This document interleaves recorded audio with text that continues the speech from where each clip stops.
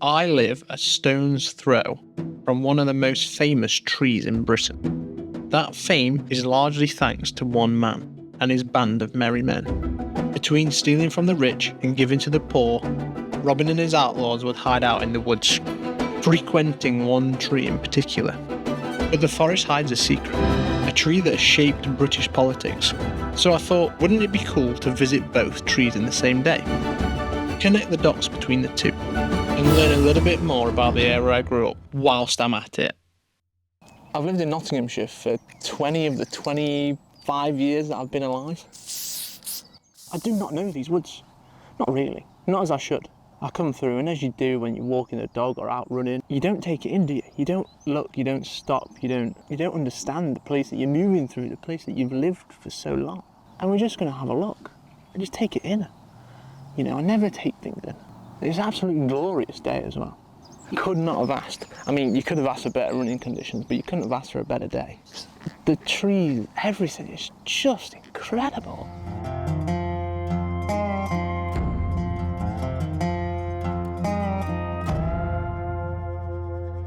Something else that's absolutely fascinating about this area is its absolutely rich mining heritage.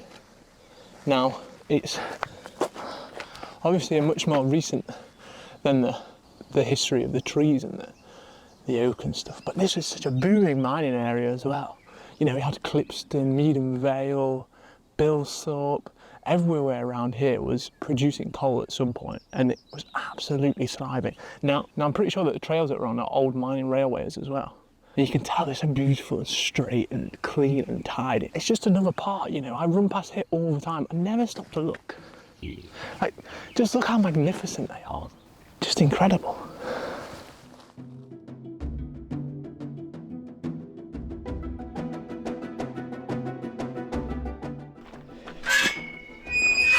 Good morning, Bobbos. How you doing? Nice to see you. Let's have a look.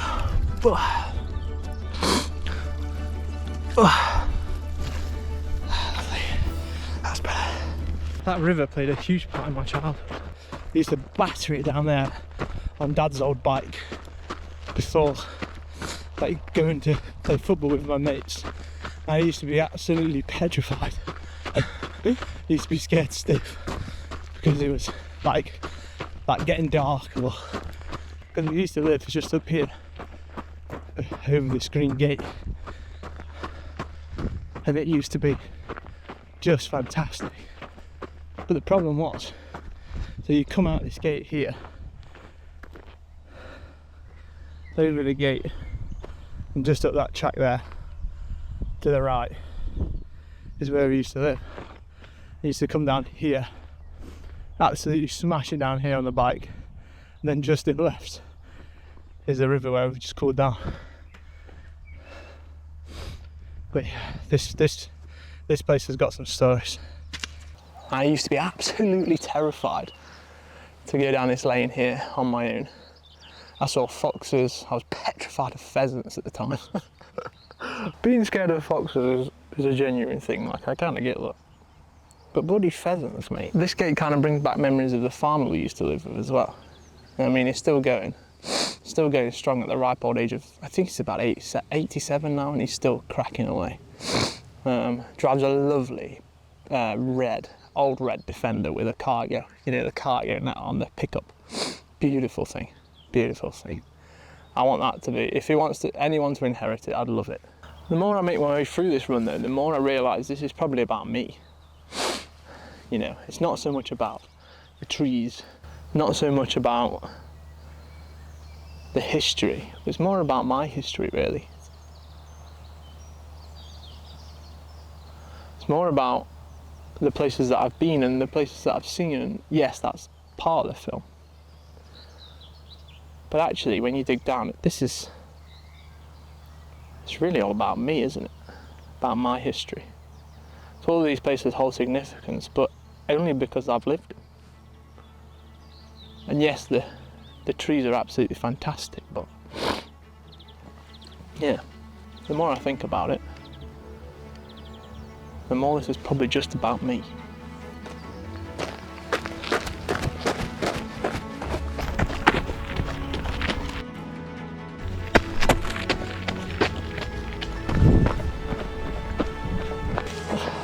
mean, she's just magnificent.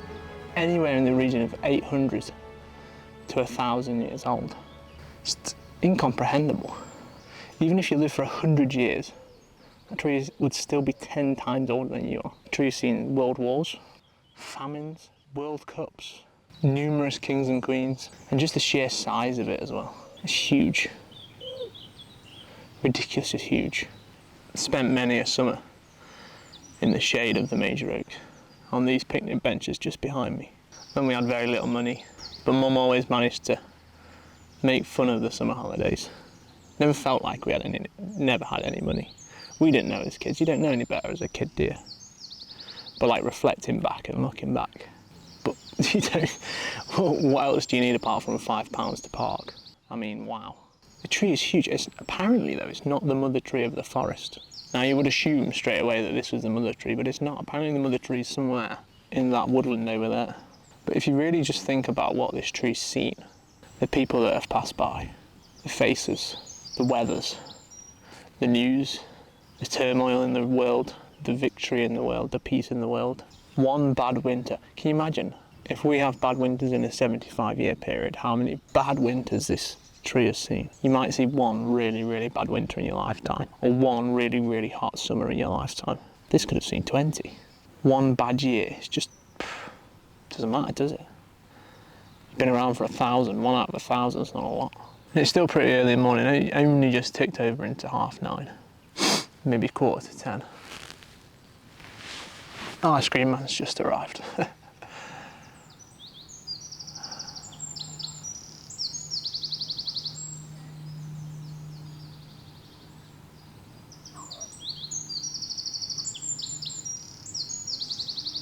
But even still, I mean, it's not in the greatest of states anymore. It's seen a big decline over maybe the last 20 years or so. It's got a lot of support, but it's just a magnificent structure. Just being in its presence makes you just feel the insignificance of us, of you as a human being. For argument's sake, let's say we live to 80, and this tree is 800 years old. It's seen 10 of me. And again, like life expectancy was half back in the medieval ages, so it's probably seen 20 of me. 20 of me in its lifetime. And 800 years in comparison to the world is nothing. So it comes back to me again, doesn't it? Doing things, not doing things that I would really want to do. Because that's it, isn't it really? You are just a scratch, you are just a blip, a blink of an eye, not even a blink of an eye. And yet we waste so much time. Even to this tree is a blink of the eye in the grand scheme of things, in the grand scheme of the world. And we're not even a blink of an eye to the tree itself.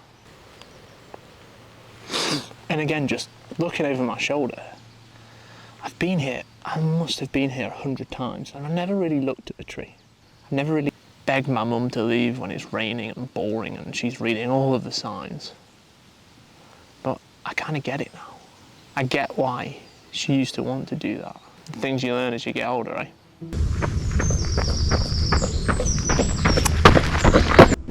I want a bench just like that. Awesome. I found myself like right next to the road because I think when it being summer I missed my path. It might have been overgrown, the one that I usually pick up. Currently working my way through the shrubland, like just 10 feet or so from the road, but I absolutely point blank refuse to walk on the road because it's absolutely terrible. Just at the top of this lane is where Parliament Oak is.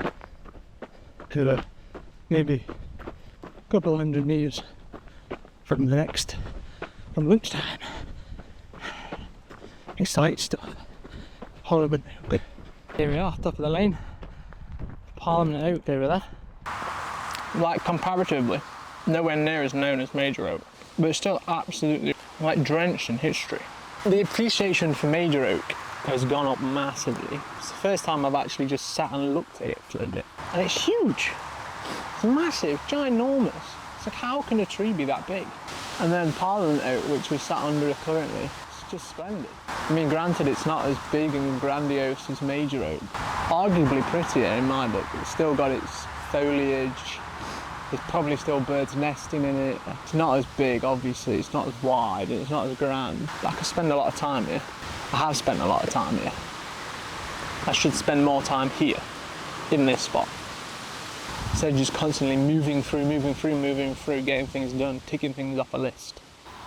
And I didn't necessarily care about K's or time or anything like that today. That was just an afterthought, really. I genuinely don't know how many Ks I've covered, what the time was like. I know roughly what the time was like. I set off at 20 to 8, and it's now 20 to 12. It hasn't felt like 4 hours. It's felt easy, it's felt free, it's felt enjoyable, it's been great, I've loved it.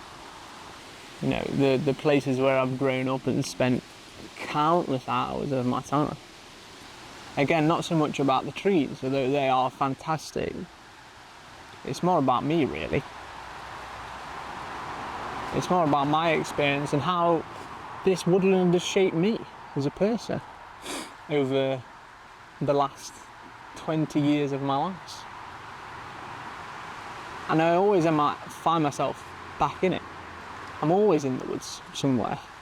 And these woodlands have completely shaped who I am. I know them so well, and yet I hardly know them at all. There's trails today that I've even found that I wouldn't normally go down, that I've found and took and ended up on roads and stuff where I wouldn't normally end up, and things I've discovered by reading the boards. Reading boards, these board things, the councils, Forestry England and people, they're just so useful. I've discovered 3 walks today, 3 routes, 3 trail runs, whatever you want to call it. And yes, I want to do grandiose adventures to Greenland, Mongolia, New Zealand, Wales, Scotland, Ireland, Patagonia, Argentina, you know, all of these places. I want to go there. I really, really want to go there. And I want to have adventures there. I want to kayak in wild rivers. I want to swim in places no one's swam before. I want to walk, hike, run, climb, cycle, all of these amazing places. But actually, here, right here, Sherwood, Nottinghamshire, there's more adventure than you could ever need in a lifetime. Even if I don't get to go to these grandiose places that look cool on Instagram and look cool on social media and all that sort of stuff. If it's only Sherwood Forest and the surrounding area that I ever get to adventure in, or the UK even, like, Jesus, man, what a privilege. What a real privilege. Because there's so many untapped adventures out there.